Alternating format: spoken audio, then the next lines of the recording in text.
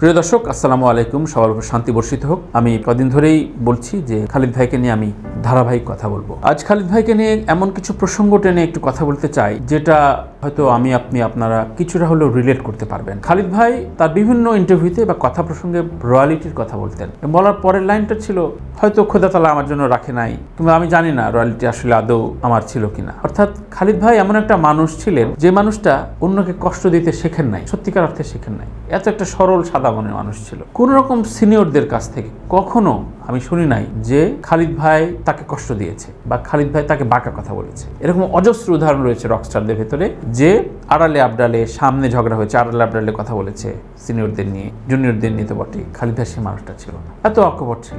কিছুদিন আগে তপনদার সাথে কথা হলো, তপন চৌধুরীর সাথে কথা হলো। তপনদা বললেন যে চোখ তুলে কখনো আমার দিকে তাকাতোই না। মানে থাকে না, সালাম দেয়া একটা শ্রদ্ধাবোধের জায়গা, শ্রদ্ধা করার এক উপায় থাকে। আপনি সারা শরীর দিয়ে আপনি যদি কাউকে শ্রদ্ধা করেন, ওটা কিন্তু বোঝা যায়। খালিদ ভাই ওই মানুষটা ছিলেন।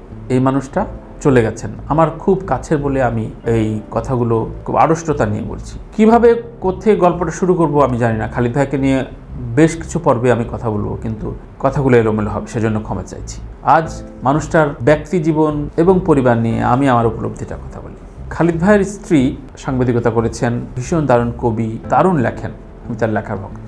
রকস্টারদের জীবন একটা পর্যায়ে, একটা ম্যাচিউর পর্যায়ে তাদের স্ত্রীরা অন্যভাবে পোহান। সেটা যেমন আইয়ুব বাচ্চুর স্ত্রী, সেটা যেমন তুমুল জনপ্রিয় আমাদের আসিফ আকবরের স্ত্রী মিতু ভাবি, বাচ্চু ভাইয়ের স্ত্রী চন্দনা ভাবি, তেমনি শামীমা জামান।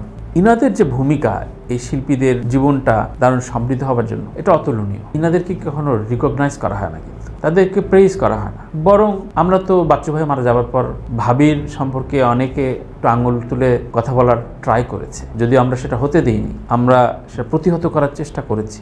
কিন্তু একটা মানুষের সাথে একটা এমন চরম বাউন্ডুলে, চরম বেখেয়ালপনা স্বভাবচরিত রকস্টাররা, তাদের সংসারটা সাধারণ মানুষের মতো হবে না। সেই সংসারে স্ত্রী সেটা গুছিয়ে রাখবেন, এই স্ত্রীর যে পীড়ন, এটা আমরা বুঝি না, মানতে চাই না। ঠিক আছে, সব দোষ জানো স্ত্রীদের। তো খালিদ ভাই লাকি ছিলেন যে শামীমার মতো চমৎকার মানুষ তিনি সহধর্মিণী হিসেবে পেয়েছেন। খালিদ ভাইও ভীষণ ভালো মানুষ বলেই ভালো মানুষের সাথে তার একটা দীর্ঘকালের সংসার হয়েছে, চমৎকার একটা সন্তান হয়েছে। আরই আমার সাথে যখন প্রথম সাক্ষাৎ, তখন জুয়েল বাবু, অর্থাৎ সুরকার জুয়েল বাবুর সাথে খালিদ ভাইয়ের রেগুলার কাজ হয় সাউন্ড গার্ডেনে। আমি তখন টুকটাক গান লিখি, কিন্তু খালিদ ভাইয়ের গান তখন লেখা হয়নি। আমি জুয়েল বাবু ভাই, জুয়েল ভাই আমাকে একটু আদর করতেন এবং খুব ভালোবাসতেন। এখন তাবলিগ করে এখন বেশ ইসলাম প্রচারের কাজে নিয়োজিত, নিবিষ্ট। তো আমাকে সাউন্ড গার্ডেন ডাকতেন। তো ওই সাউন্ড গার্ডেনে মূলত খালিদ ভাইকে প্রথম দেখি। খুবই অসামাজিক পর্যায়ের ভালো মানুষ হচ্ছে খালিদ ভাই। ধরা যাক একটা বৈঠকে 4-5 জন বসে আছি, খালিদ ভাই বসে আছে। এখন কিছু তো সামাজিকতা রক্ষার্থে কেউ কিছু বলে, হ্যাঁ কি অবস্থা, কি চলছে। খালিদ ভাই কিন্তু ওই মানুষটা না। উনি নিজে 5 জনের যদি থাকে, একজন উনি ওনার মতো করে ভাবতে থাকবেন। উনি মনে হবে যে এই 5 জন যে বসে আছি, উনি বোধহয় এর মধ্যে নাই, বসে নাই, ওর শরীরটা বসে আছে, এরকম অ্যাবসেন্ট হয়ে যেত। এই মানুষটা এরকমই। তো আমার খুব রাগ লাগছিল, মানে ব্যাপারটা মানুষ ঠিক আছে, ভাবটা বোধহয় দেখা। তখন তো আমি মানুষটাকে বুঝি নাই, চিনি না। গান খুব ভালোবাসি, তখন অনেকগুলো গান হিট হয়ে গেছে, হিট হচ্ছে। মেয়ে অ্যালবামটা বেরোয়নি, কারণ সরলতা প্রতিমা সে অ্যালবাম ছিল। এরপরে পান্থপথে যে আড্ডার জায়গাটা বললাম, সেখানে একদিন দেখা। তো তখন বললো যে, বুঝছি তো তুমি তো আমাদের গান করবা না, ওর গান করো, মানে একটু ঠাট্টা করে বলা। তো আমি বললাম যে খালিদ ভাই, আপনি আমার যে কি পরিমাণ প্রিয় শিল্পী তো জানেন না। ও রাসেল স্কোয়ারে, অর্থাৎ আমি হেঁটে যাচ্ছি, হঠাৎ করে খালিদ ভাই, এই কই যাও? তা বললাম যে সামনে যায় একটা কাজে, আসো চা খাই। চা খেতে ডাকলো, আমি একটু দাঁড়ালাম। তো বললো যে হ্যাঁ কেমন চলছে ইত্যাদি নানান কুশল প্রসঙ্গ। হঠাৎ করে তার বোধহয় ওই মুড ভালো ছিল। এর পরবর্তীতে মাঝে মাঝেই ওই মোড়ে আমার দেখা হইতো কেমন, আমি আসলে খালিদ ভাই ওই আড্ডাটা প্রেমে পড়ছিলাম। মানে মাঝে মাঝে যাইতাম, খালিদ ভাইকে পাওয়া যাবে, একটু কথা বলা যাবে, আড্ডা দেওয়া যাবে। এই অনেকদিন পর যখন আমি তখন ওই সাউন্ডটাকে রেগুলার কাজ করি, আমি আর এসআই টুটুল আমার আরেক ভাই, দীর্ঘদিনের সংসার আমার আর টুটুলের। কিন্তু টুটুল যেমন একটা খুবই মেলোডিয়াস ভয়েসের একজন সিঙ্গার, খালিদ ভাই তেমন। আমার খুব ইচ্ছা ছিল এই দুটো মানুষের একটা ডুয়েট অ্যালবাম করা। সেই প্ল্যান নিয়ে একবার ঈদে আমরা অ্যাটেম্প নিলাম। তো বাজেট খুব কম, সাউন্ডটেক আমাকে খুব বেশি বাজেট দেয় না, কিন্তু আমার বড় অ্যালবাম করতে ইচ্ছা করে। তো আমি বললাম যে টুটুল আর খালিদ ভাইয়ের একটা অ্যালবাম করবো।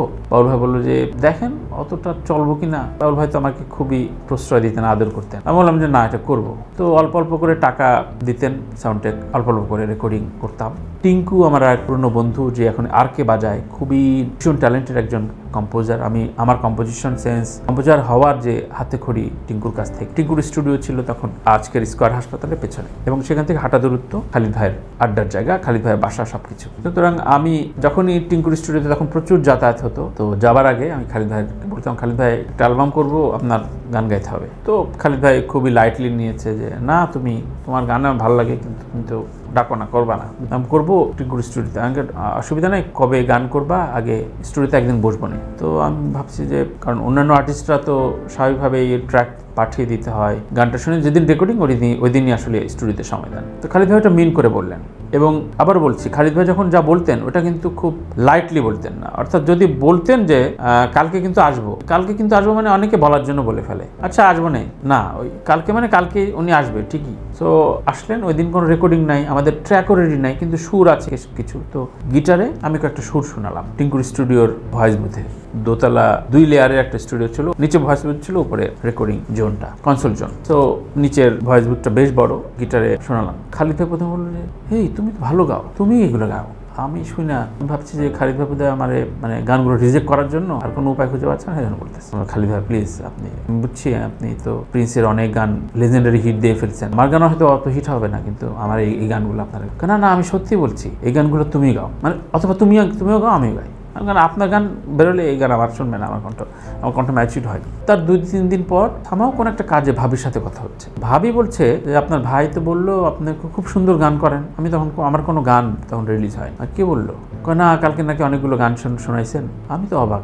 এটা যে সে মিন করে বলেছে, আমি তখন বুঝলাম যে ও সুরগুলো একটু, রুকিগুলো আলাদা, কিন্তু খুব সুন্দর গায়। এটা শুনলে যখন খালিদের মতো একটা শিল্পী যখন বলবেন, কিন্তু নিজের ভেতরে একটা দম তৈরি হয়, বাহ আমি তো তারে কিছু একটা পারি, এটা কিন্তু কেউ বলে নাই। তো এই কথা শোনার পর সত্যি আমার একটা দারুণ দম তৈরি হলো, এবং এরপরে আমি পূর্ণোদ্যমে কাজ শুরু করলাম। ট্র্যাক হয়, আমি আর টিঙ্কু র্যান্ডম অনেকগুলো ট্র্যাক করেছি। তখন আমার আর টিঙ্কুর এমন একটা পেয়ার হয়েছিল, আমি আর এস এ টুটুল, এই জুটিটা ভেঙে তখন আমি আর টিঙ্কু আজিজুর রহমান, যে এখন আর্কের one of the biggest musician এবং বাংলাদেশে অনেক মিউজিশিয়ানদের ওস্তাদ, সে আমার বন্ধু। সো আমরা র্যান্ডম ট্র্যাক করি, বিভিন্ন জনের গান করি, আমি গাইড ভয়েস দিই, এবং পরিকল্পনাহীন। কিন্তু যেহেতু পান্থপথে খালিদ ভাই থাকেন, আমি মাঝে মাঝে খালিদ ভাইকে রিক্সায় করে টিঙ্কুর স্টুডিওতে আনি। আমি বললাম যে এরকম আমি একটা ডুয়েট অ্যালবাম করতে চাই আপনারা টুটুলের। তো টুটুল তখন কেউ প্রেম করে সহ আরও কয়েকটা হিট হয়ে গেছে, এবং ও একটা কোম্পানি দিয়েছে আরসি নামে, ও ওটাতে ব্যস্ত।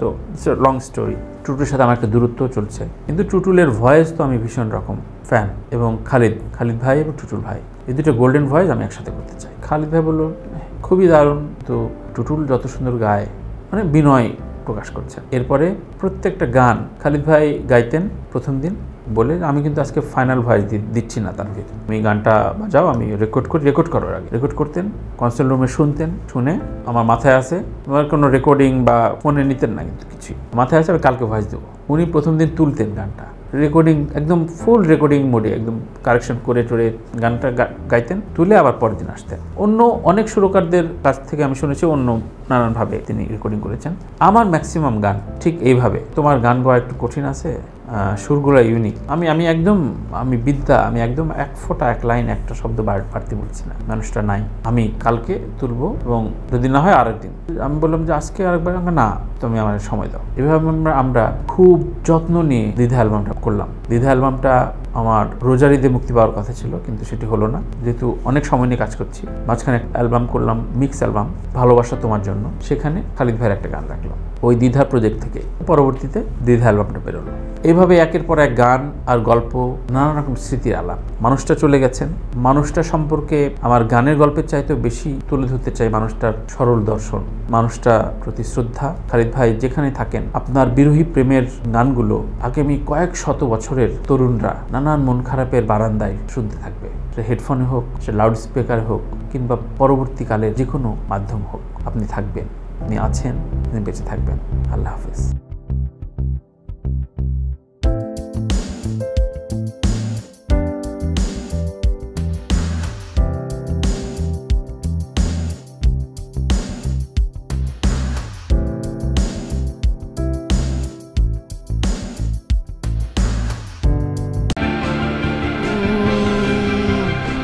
শুধু তোমারই না